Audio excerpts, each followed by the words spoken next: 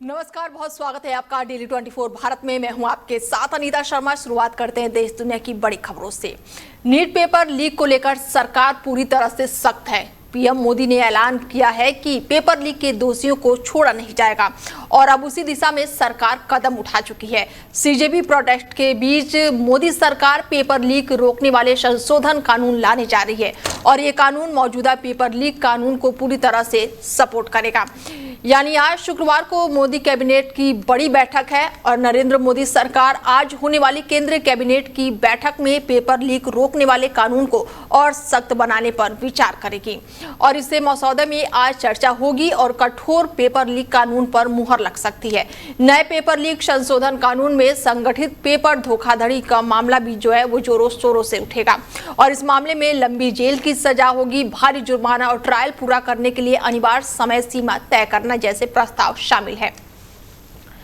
सूत्रों का कहना है कि केंद्र सरकार पब्लिक एग्जामिनेशन एक्ट 2024 में संशोधन पर विचार कर सकती है। मकसद को अलग अलग राज्यों में सक्रिय संगठित पेपर लीक सिंडिकेट के खिलाफ कानून को और कड़ा किया जाएगा। आज कैबिनेट की बैठक इन प्रस्ताव पर चर्चा होने की उम्मीद है। साथ ही इस नए कानून वाले बिल पर मुहर लगाकर इसे संसद में अगले सप्ताह पेश किया जा सकता है। इसके संकेत पीएम मोदी के वीडियो संदेश में मिल गए हैं। सूत्रों की माने तो विचार किया जा रहा है कि मुख्य बदलाव में मौजूदा कानून के मुकाबले अधिक सख्त सजा का प्रावधान शामिल हो। सरकार पेपर लीक मामले में ट्रायल पूरा करने के लिए एक समय सीमा तय करने पर विचार कर रही है। 1 साल या उससे कम भी हो सकता है ताकि तेजी से मुकदमा चलाया जा सके और दोषियों को जल्द सजा मिल सके। नीट पेपर लीक और उसे लेकर हो रहे विवाद के बीच सरकार ने ये बड़ा फैसला किया है। नीट पेपर लीक को लेकर सीजेपी यानी कि कांग्रेस जनता पार्टी का प्रदर्शन लगातार जारी है। मोदी सरकार की ओर से जून 2024 में लागू किए गए पब्लिक एग्जामिनेशन एक्ट 2024 के तहत पेपर लीक संगठित नकल किसी और की जगह परीक्षा देने और नीट या फिर जेईई जैसे परीक्षा आयोजित करने वाले इस्तेमाल होने वाले कंप्यूटर सिस्टम के साथ छेड़छाड़ को पहले ही अपराध माना गया है और ऐसे में अब जो बैठक होने वाली है उसको लेकर सरकार जो है वो पूरी तरह से सख्त नजर आ रही है। हालांकि इसमें कहा जा रहा है कि 1 करोड़ का जुर्माना भी हो सकता है और सजा का भी ऐलान किया जा सकता है। हमारे साथ मैनेजिंग एडिटर रमेश ठाकुर जी जुड़ चुके हैं, उनसे बातचीत करते हैं कि नीट पेपर को लेकर लगातार अब सरकार जो है सख्त हो चुकी है। प्रधानमंत्री नरेंद्र मोदी ने वीडियो बनाकर भी संदेश साझा किया है, तो किस तरीके से देख रहे हैं और क्या लग रहा है कि सरकार जो है वो सख्त हुई है तो इस कानून में क्या क्या संशोधन हो सकता है? सर अनीता, अभी जब इसका ड्राफ्ट बनेगा और जब पटल पे की जाएगी तभी पता चल पाएगा, लेकिन अभी प्रोटेस्टर जितने भी हैं उस बात को लिए अभी बिल्कुल मान नहीं रहे हैं कि अभी प्रधानमंत्री तो एक बरवली बोला है, लिखित में तो हुआ नहीं है, कागजों में तो कुछ चीजें हुई नहीं है, क्योंकि वो थोड़ा सा संशय पैदा उनके अंदर ये हो रहा है क्योंकि जब किसान आंदोलन हुआ था तब भी सरकार ने सारी बातें मान ली थी, लेकिन बाद में मुकर गई थी सरकार। तो इस बात को लेके आश्वस्त ये होना चाहते हैं कि क्या ये सब चीजें मांगे पूरी हो जाएंगी जो प्रधानमंत्री कह रहा है। और मुझे लग रहा है इससे बढ़ के जो उनकी पहली मांग रही है कि धर्मेंद्र प्रधान का इस्तीफा होना चाहिए, मुझे लगता है कि जब तक धर्मेंद्र प्रधान का इस्तीफा नहीं होगा तो ये प्रोटेस्ट मुझे लग रहा है और प्रधानमंत्री के कहने से भी ये लोग मानेंगे नहीं। जी बिल्कुल, ऐसे में प्रधानमंत्री के क्या बयान की वीडियो की कोई वैल्यू नहीं है सर, कि इतने संवैधानिक पद पर कोई बैठा हुआ है वीडियो बनाकर संदेश साझा कर रहा है तो वैल्यू नहीं है? उनकी होनी चाहिए वैल्यू। बिल्कुल, प्रधानमंत्री अगर कोई भी लकीर अगर खींच दे तो मुझे लग रहा पूरी उसकी व्यवस्था बदलनी चाहिए। लेकिन अभी जो आवाज उठ के आ रही है वो ये है कि जब कृषि कानून के समय ये चीजें हुई थी और उस समय भी प्रधानमंत्री जी ने बाहर आके वीडियो पे ये कहा था सब चीजें रिपील कर रहे हैं और ये लागू नहीं होगी और एमएसपी जो है वो हम सब मांग कर रहे हैं, लेकिन वो पूरा नहीं कर पाए अंततोगत्वा। तो उस बात को लेके ये प्रोटेस्टर थोड़ा सा डरे हुए कि कहीं ऐसा ना हो कि प्रधानमंत्री वीडियो जारी करके और लोग हमको मना के और पता चला 15 दिन के बाद में ये सब ऐसी चीजें होने लगी। बिल्कुल, ऐसे में सर कहा यह भी जा रहा है कि 2024 में भी कानून बना था और फिर संशोधन होगा, 1 करोड़ रुपए का जुर्माना भी लगेगा और अब जो है तो क्या पहले सरकार सख्त नहीं थी जो 2024 में कानून बना था?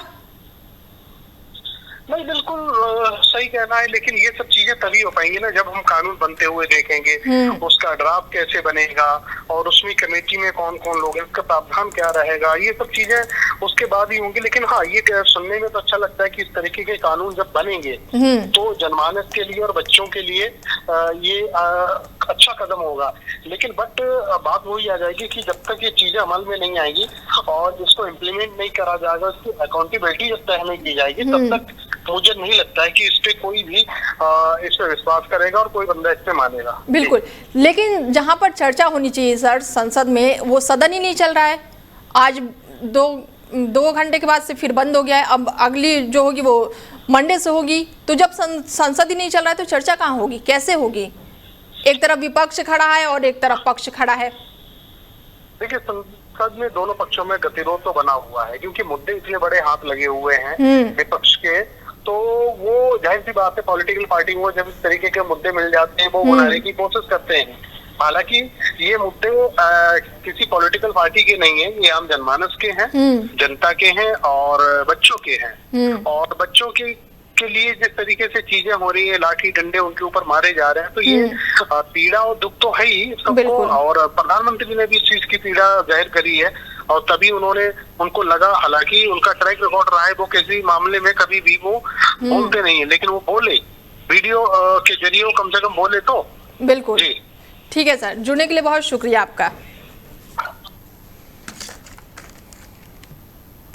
जम्मू कश्मीर में लगातार हो रही भारी बारिश, भूस्खलन और बाढ़ जैसे हालातों का असर प्रमुख धार्मिक यात्राओं पर पड़ रहा है। खराब मौसम और सुरक्षा कारणों में प्रशासन ने अमरनाथ यात्रा, माता वैष्णो देवी यात्रा और शिवखोड़ी यात्रा को अस्थायी रूप से स्थगित कर दिया है। यात्रियों की सुरक्षा को देखते हुए करीब 6000 से अधिक श्रद्धालुओं को जम्मू, कठुआ, सांबा, उधमपुर और रामबन, बनिहाल और आसपास के सुरक्षित जगहों पर रोका गया है। प्रशासन ने श्रद्धालुओं से मौसम सामान्य होने तक आगे न बढ़ने की अपील की है। प्रशासन के अनुसार रुके हुए श्रद्धालुओं के लिए भोजन, ठहरने और अन्य आवश्यक सुविधाओं की व्यवस्था की गई है। अधिकारियों का कहना है कि यात्रा मार्ग पूरी तरह से सुरक्षित होने के बाद ही श्रद्धालुओं को आगे जाने की अनुमति दी जाएगी। और इसी बीच अमरनाथ यात्रा ने एक महत्वपूर्ण उपलब्धि भी हासिल की है। यात्रा शुरू होने के पिछले 20 दिनों में लगभग 3.90 लाख श्रद्धालु बाबा बर्फानी के दर्शन कर चुके हैं। हालांकि 19 जुलाई से लगातार खराब मौसम के कारण पहलगाम और बालटाल दोनों मार्गों से यात्रा अस्थायी रूप से रोक दी गई है। जम्मू के भगवती नगर आधार शिविर सहित अन्य पड़ाव पर मौजूदा श्रद्धालुओं को फिलहाल इंतजार करने के निर्देश दिए गए हैं। उधर माता वैष्णो देवी यात्रा भी प्रभावित हुई है। अर्धकुंवारी और भवन के बीच नए ट्रैक पर भूस्खलन होने से आवाजाही और बैटरी कार सेवा बाधित हो गई है। वहीं रिहायशी स्थित शिवखोड़ी धाम की यात्रा भी सड़क संपर्क प्रभावित होने के कारण बंद कर दी गई है। प्रशासन ने श्रद्धालुओं से अधिकारित निर्देशों का पालन करने और अफवाहों से बचने की अपील की है। वहीं भोजपुरी फिल्मों की अभिनेत्री अंजना सिंह और अभिनेता खेसारी लाल यादव के बीच का मामला अब थाना पहुंच गया है। अंजना ने लखनऊ के इंदिरा नगर थाने और साइबर सेल में खेसारी लाल और उनके मैनेजर समेत कई लोगों के खिलाफ शिकायत दर्ज कराई है। उनका आरोप है कि सोशल मीडिया पर उनकी और उनकी 11 साल की बेटी की AI से बनाई गई अश्लील तस्वीरें वायरल की गई है। उन्होंने ये भी दावा किया है कि उन्हें लगातार धमकियां भी मिल रही हैं। शिकायत में खेसारी लाल यादव के अलावा उनके मैनेजर और फिल्म लेखक अखिलेश कश्यप, कृष्णा बेदर्दी और संजय यादव के नाम भी शामिल हैं। अंजना सिंह का आरोप है कि इन लोगों से जुड़े सोशल मीडिया नेटवर्क के जरिए उनके खिलाफ सुनियोजित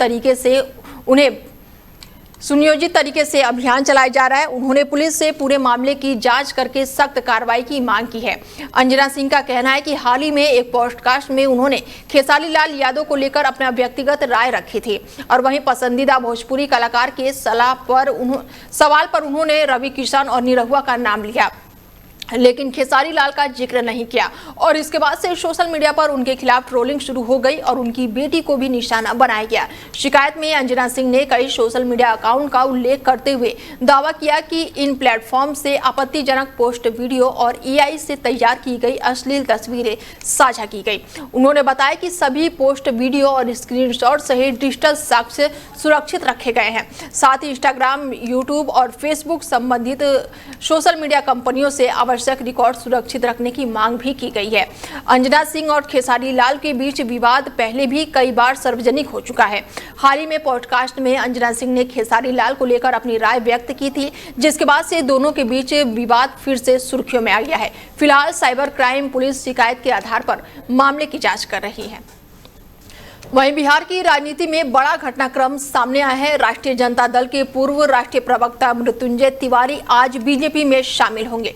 हाल ही में उन्होंने आरजेडी से इस्तीफा दिया था और पार्टी नेतृत्व पर उपेक्षित, अपमान और शिकायतों पर कार्रवाई नहीं होने का आरोप लगाया। लंबे समय तक आरजेडी के प्रमुख चेहरे रहे मृत्युंजय तिवारी का बीजेपी में जाना बिहार की राजनीति में अहम घटनाक्रम माना जा रहा है। उन्होंने कहा था कि उन्होंने सालों तक पूरी निष्ठा से पार्टी के लिए काम किया, लेकिन समय के साथ उनकी अनदेखी होने लगी और ऐसे में पार्टी छोड़ने का उन्होंने फैसला लिया। गौरतलब है कि मृत्युंजय तिवारी ने 16 जुलाई को आरजेडी के प्रदेश अध्यक्ष मंगनी लाल मंडल को अपना इस्तीफा सौंप दिया।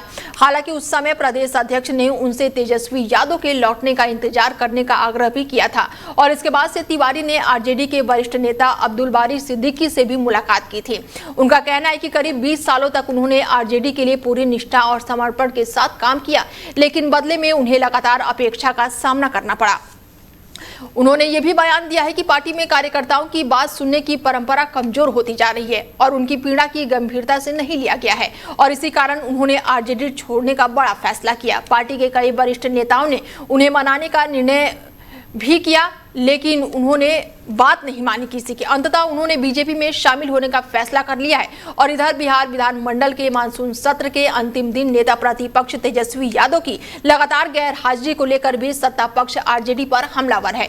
बीजेपी और जेडीयू के नेता आरोप लगा रहे हैं कि महत्वपूर्ण मुद्दों पर चर्चा के लिए विपक्ष के नेता सदन में अनुपस्थित रहे और ऐसे में एक और सदन के भीतर तेजस्वी यादव की गैर मौजूदगी को लेकर राजनीतिक हमला जारी है। वहीं दूसरी ओर आरजेडी के पूर्व प्रदेश प्रवक्ता का बीजेपी में शामिल होना पार्टी के लिए असहज स्थिति पैदा कर रहा है।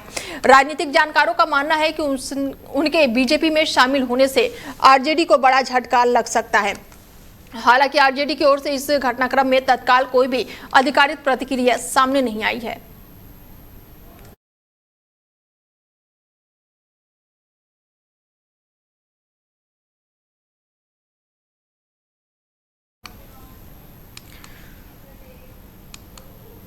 वहीं भारत ने जिम्बाब्वे के खिलाफ पहले टी20 मुकाबले में शानदार जीत दर्ज की है, लेकिन सबसे ज्यादा चर्चा युवा बल्लेबाज वैभव सूर्यवंशी की हो रही है। महज 15 साल के इस बल्लेबाज ने विस्फोटक अंदाज में अर्धशतक जड़कर कई रिकॉर्ड अपने नाम कर लिए हैं। कप्तान श्रेयस अय्यर ने मैच के बाद से वैभव की जमकर तारीफ की और कहा कि वो पूरी तरह से निडर खिलाड़ी हैं और उन्हें किसी तरह का डर नहीं है। श्रेयस अय्यर ने कहा कि वैभव ने पहले ही इसी मैदान पर अंडर-19 विश्व कप फाइनल में बड़ी पारी खेली थी, इसीलिए उन्हें यहां की परिस्थितियों की अच्छी समझ है। कप्तान ने पूरी टीम के प्रदर्शन की भी सराहना करते हुए बड़ा बयान दिया। उन्होंने कहा कि गेंदबाजों ने शुरुआत से ही दबाव बनाया और बल्लेबाजों ने लक्ष्य को आसानी से हासिल कर लिया। वैभव सूर्यवंशी ने केवल 18 गेंदों पे अपना अर्धशतक पूरा किया और भारत को 7 विकेट से जीत दिलाने में अहम भूमिका निभाई। उनके इस पारी के बाद से क्रिकेट जगत में उनकी जमकर तारीफ हो रही है। भारत ने इस जीत के साथ 3 मैचों की श्रृंखला में बढ़त बना ली है और टीम का आत्मविश्वास भी काफी बढ़ गया है। भारतीय कप्तान ने जिम्बाब्वे के खिलाफ जीत के बाद से बड़ा बयान दिया। उन्होंने कहा कि हर टीम में एक बल्लेबाज ऐसा होता है जो टीम को पूरी ताकत के साथ आगे ले जाता है और अच्छा टोटल बनाता है। उन्होंने विकेट को अच्छे से पढ़ा और साथ ही उन्होंने अपना पार्टनरशिप बनाना भी शुरू कर दिया। मैं अपने गेंदबाजों को रोटेट करना चाहता हूं और चाहता हूं कि उन्हें अच्छी लय में आगे बढ़े। श्रेयस अय्यर ने वैभव की जमकर तारीफ की है। इसके साथ ही उन्होंने कहा कि वैभव सूर्यवंशी ने अंडर-19 वर्ल्ड कप फाइनल में शानदार पारी खेली है, जिसकी वजह से उन्हें पिच का अच्छा अंदाजा है। श्रेयस अय्यर ने कहा कि उनकी बैटिंग बहुत बढ़िया थी और वो एक निडर खिलाड़ी हैं। जिस तरह से उन्होंने इस पारी में खेला है वो शानदार था। यहाँ पर वो पहले भी खेल चुके हैं और इसी वजह से उसे विकेट का ठीक ठाक आइडिया है। इसके साथ ही उन्होंने अंडर-19 वर्ल्ड कप फाइनल में ये भी 175 रन बनाए हैं और इस वजह से इस मैदान पर उतरने के बाद से उन्हें बहुत ही ज़्यादा आत्मविश्वास देखने को मिला। वहीं नीट पेपर लीक मामले में दिल्ली के जंतर मंतर पर प्रदर्शनकारी छात्रों पर पुलिस कार्रवाई के विरोध की आग अब बिहार तक पहुंच गई है। राज्य के कई जिलों में छात्रों और विपक्षी संगठनों का प्रदर्शन हिंसक हो गया है और ऐसे में छात्र जो हैं वो सड़कों पर आ गए हैं। पटना के दरभंगा, कटिहार, बेगूसराय, जहानाबाद में भी तनावपूर्ण स्थिति देखने को मिल रही है। कई जगह प्रदर्शनकारियों और पुलिस के बीच झड़प भी हुई है, जिसके बाद से पुलिस ने लाठीचार्ज और आंसू गैस के गोले छोड़े हैं और हवाई फायरिंग का भी सहारा लिया है। दरभंगा में कपूरी चौक से लहोरिया सराय टावर चौक तक निकली ये विरोध मार्च शुरू में ही शांतिपूर्ण रही, लेकिन लोहिया चौक के पास कुछ उपद्रवियों द्वारा पुलिस पर पथराव किए जाने के बाद से स्थिति बिगड़ गई और इसके बाद से पुलिस ने भीड़ को तितर बितर करने के लिए बल का प्रयोग किया। और इस घटनाक्रम के बीच छात्र संगठनों ने 25 जुलाई को बिहार बंद का आह्वान किया है।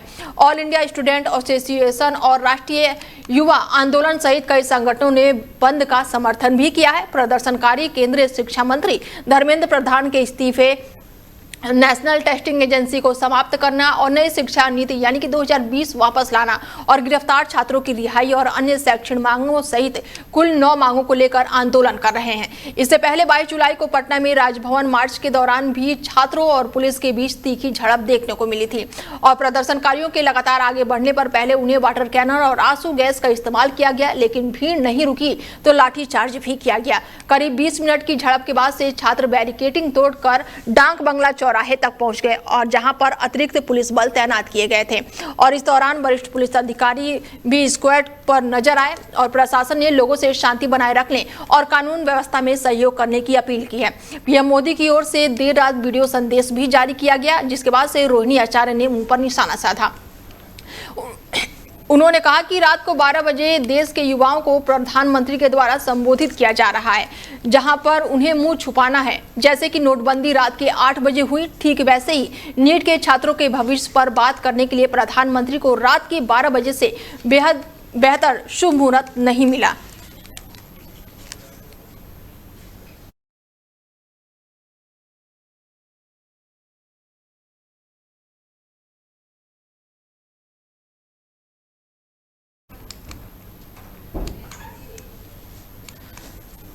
वहीं समाजवादी पार्टी के राष्ट्रीय अध्यक्ष अखिलेश यादव ने संविधान और आरक्षण के मुद्दे पर केंद्र सरकार को घेरते हुए कहा कि संविधान सुरक्षित रहेगा तभी आरक्षण भी सुरक्षित रह पाएगा।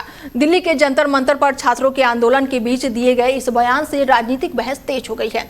सपा ने 26 जुलाई को पूरे यूपी के सभी जिला मुख्यालयों में संविधान मानस्तर स्थापना दिवस मनाने का निर्णय लिया है। पार्टी की ओर से इस अवसर पर सभी जिला और पार्टी कार्यालयों में भारतीय संविधान की प्रति के साथ सादगीपूर्ण कार्यक्रम आयोजित किए जाएंगे और इन आयोजन के जरिए संविधान सामाजिक और साथ ही कार्यक्रम का प्रस्ताव किया गया है। अखिलेश यादव ने सोशल मीडिया प्लेटफॉर्म एक्स पर पोस्ट साझा करते हुए कहा है कि 26 जुलाई सामाजिक न्याय के इतिहास में महत्वपूर्ण तिथि है।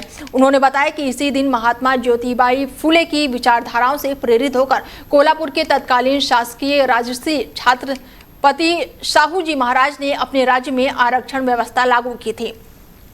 उनका अनुसार ये सामाजिक न्याय की व्यवहार से लागू करने की ऐतिहासिक शुरुआत थी। सपा अध्यक्ष ने कहा है कि बाद में बाबा साहेब डॉक्टर भीमराव अंबेडकर ने सामाजिक न्याय के इसी भावना को भारतीय संविधान में मजबूत आधार दिया। उन्होंने कहा कि किसी विचार की सबसे बड़ी सफलता उसे आगे बढ़ाना है। अखिलेश यादव ने कहा कि संविधान मानस्तब्ध सामाजिक न्याय और पिछड़ा यानी कि पीढ़ी की विचारधाराओं का प्रतीक है।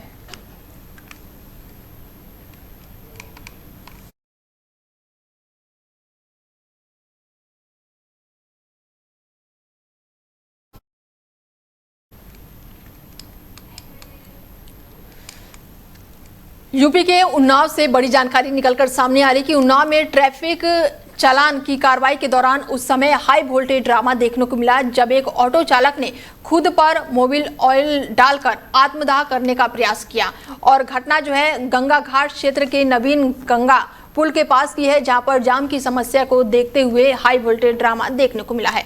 और इस दौरान पुलिस ने सड़क पर खड़े एक ऑटो का ई चालान करने के लिए फोटो खींची और चालान की कार्रवाई से नाराज ऑटो चालक अपना आपा खो बैठा और पास में ही दुकान से मोबिल ऑयल लेकर खुद पर उड़ेलने लगा। चालक के इस कदम से मौके पर अफरा तफरी मच गई, जहां मौजूदा लोगों की भारी भीड़ जमा हो गई। स्थिति को बिगड़ता देखकर पुलिसकर्मियों ने तुरंत ही मौके पर पहुंचकर चालान चालक को आग लगने से रोक दिया है और किसी तरह उसे शांत कराया। इस पूरे घटनाक्रम के चलते करीब 20 मिनट तक सड़क पर हंगामे की स्थिति बनी रही, जिससे नवीन गंगा पुल के आसपास यातायात भी प्रभावित हुआ। बाद में पुलिस चालक को गंगा घाट कोतवाली ले गई और संबंधित ऑटो को भी अपने कब्जे में ले लिया।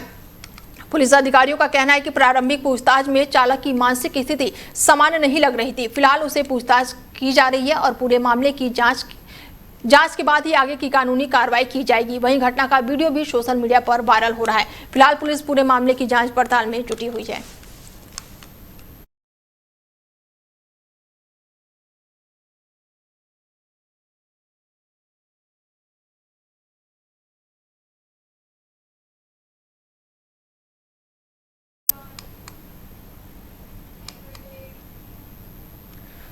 वहीं देश भर में कांग्रेस जनता पार्टी यानी कि सीजेपी के आह्वान पर शिक्षा व्यवस्था में सुधार और नीट पेपर लीक मामले को लेकर प्रदर्शन किए जा रहे हैं। संगठन लंबे समय से पेपर लीक के खिलाफ आंदोलन चला रहा है और दिल्ली के जंतर मंतर पर धरना जारी है। इसी बीच आंदोलन से जुड़ी एक बड़ी खबर ये भी है कि सामाजिक कार्यकर्ता सोनम वांगचुक ने सरकार से बातचीत और कई मुद्दों पर मिले आश्वासन के बाद से 26 दिनों के बाद से अपना भूख हड़ताल खत्म कर दिया है। वहीं प्रधानमंत्री नरेंद्र मोदी ने वीडियो संदेश जारी करके पेपर लीक के मामले में सख्त कार्रवाई का भरोसा दिया। दूसरी ओर कांग्रेस नेता राहुल गांधी, प्रियंका गांधी और समाजवादी पार्टी के प्रमुख अखिलेश यादव समेत कई विपक्षी नेता जंतर मंतर पर पहुंचकर प्रदर्शनकारी छात्रों से बातचीत किए हैं और उनके साथ खड़े नजर आए हैं। हालांकि विपक्ष पर छात्रों के आंदोलन का राजनीतिक लाभ उठाने के आरोप भी लगे हुए हैं, जिन्हें सोनम वांगचुक ने परिवार ने फिलहाल खारिज कर दिया है। गौरतलब है कि 20 जुलाई को संसद मार्च के दौरान प्रदर्शनकारियों और पुलिस के बीच झड़प भी हुई, जिसके बाद से कई प्रदर्शनकारी घायल भी हुए, जबकि पुलिस के अनुसार 118 पुलिसकर्मी भी घायल बताए जा रहे हैं। और अब सीजेपी ने 24 जुलाई को देश भर में शांतिपूर्ण प्रदर्शन का आह्वान किया है और दिल्ली, मुंबई, पटना समेत कई शहरों में छात्र सड़कों पर उतर रहे हैं। आंदोलन की प्रमुख मांग केंद्रीय शिक्षा मंत्री धर्मेंद्र प्रधान के इस्तीफे और परीक्षा प्रणाली को सही करना है। इसी बीच दिल्ली के कॉन्स्टिट्यूशन क्लब में भी सीजेपी को लेकर लगातार प्रदर्शन देखने को मिल रहा है। बता दें कि प्रधानमंत्री नरेंद्र मोदी की अध्यक्षता में केंद्रीय मंत्रिमंडलों की बैठक जो है वो की जा रही है।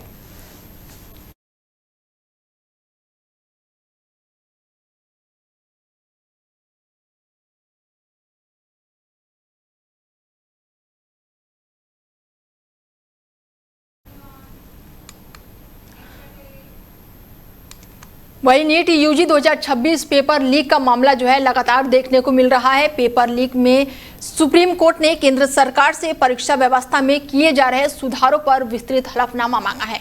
कोर्ट ने साफ कहा कि केवल तत्कालीन कदम पर्याप्त नहीं है, बल्कि ऐसी स्थिति बनाई जाए जहां पर भविष्य में पेपर लीक जैसी घटनाओं पर पूरी तरह से रोक लगाई जा सके। सुनवाई के दौरान केंद्र सरकार ने अदालत को भरोसा दिलाया कि वो परीक्षा प्रणाली को पारदर्शी और सुरक्षित बनाने के लिए अतिरिक्त कदम उठाएगी और इसी दिशा में पूरी गंभीरता से काम कर रही है। सुप्रीम कोर्ट ने कहा कि वो इस मामले को पूरे साल निगरानी करेगा ताकि सुधार सिर्फ कागजों तक सीमित ना रहे, बल्कि उनका प्रभाव जो है वो आगे भी सुनिश्चित की जाए। अदालत ने परीक्षा केंद्रों को लेकर ये बड़ा बयान दिया है।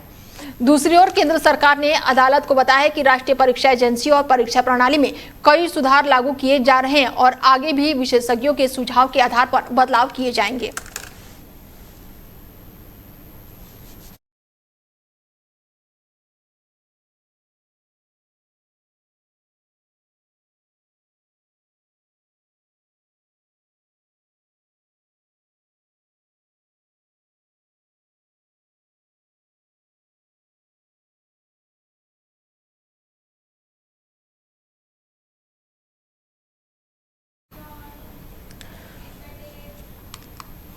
वहीं अमेरिका के राष्ट्रपति डोनाल्ड ट्रंप ने एक बार फिर से मध्य पूर्व की कूटनीति को लेकर बड़ा दावा खेला है। बता दें कि ट्रंप ने कहा है कि सऊदी अरब के साथ प्रस्तावित असैन्य परमाणु समझौता तभी आगे बढ़ेगा जब सऊदी अरब के इजराइल के साथ रिश्तों को सामान्य बनते हुए अब्राहम समझौते में शामिल होंगे। इसके साथ ही पाकिस्तान समेत कई मुद्दों पर बातचीत की जाएगी। पाकिस्तान समेत कई मुस्लिम देशों के इस समझौते में शामिल होने की चर्चा भी तेज हो गई है। हालांकि पाकिस्तान लंबे समय से इसको लेकर कहता आ रहा है कि स्वतंत्र फिलिस्तीन राष्ट्र के संगठन से पहले इजराइल को मान्यता नहीं देगा। वहीं सऊदी अरब का भी आधिकारिक रुख यही रहा है कि फिलिस्तीन मुद्दे पर ठोस प्रगति के बिना इजराइल के साथ औपचारिक संबंध स्थापित नहीं किए जाए। ऐसे में ट्रंप की नई शर्तों ने पूरे क्षेत्र की कूटनीति को नई बहस में ला दिया है। जानकारों का मानना है कि यदि सऊदी अरब इस दिशा में आगे बढ़ता है तो इसका असर पाकिस्तान सहित कई मुस्लिम देशों की विदेश नीतियों पर भी पड़ सकता है।